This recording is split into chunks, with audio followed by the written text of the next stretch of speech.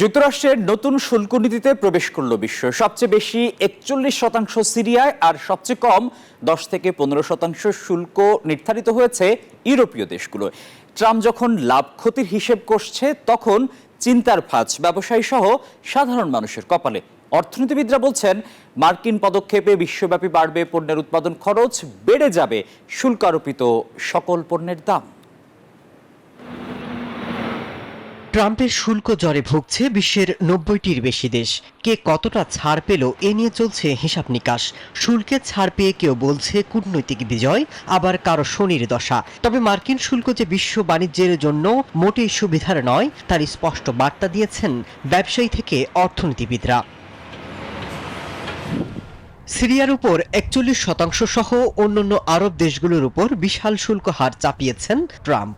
চীনের বন্ধু আফ্রিকার বেশিরভাগ দেশ ট্রাম্পের শুল্কে দিশেহারা। ল্যাটিন আমেরিকার দেশ ব্রাজিলেও পড়েছে ট্রাম্পের শুল্ক কোপ। এদিকে এশিয়াতে নিজের স্বার্থ বজায় রেখে শুল্ক আরোপে কম বেশি করেছে ওয়াশিংটন, যেটিকে বাণিজ্য নয় বরং রাজনীতির অস্ত্র হিসেবে দেখছেন বিশ্লেষকরা।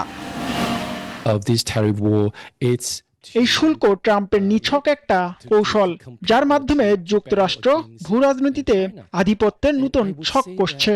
কোথায় কি পাবে সেটাই তার উদ্দেশ্য, বাণিজ্য নয়। বান্ডেল থাকলে প্রতি সেনমানিতে টাকা বাঁচবে। বিকাশ সেনমানি বান্ডেল কিনে জিতুন প্রতি লেনদেনে।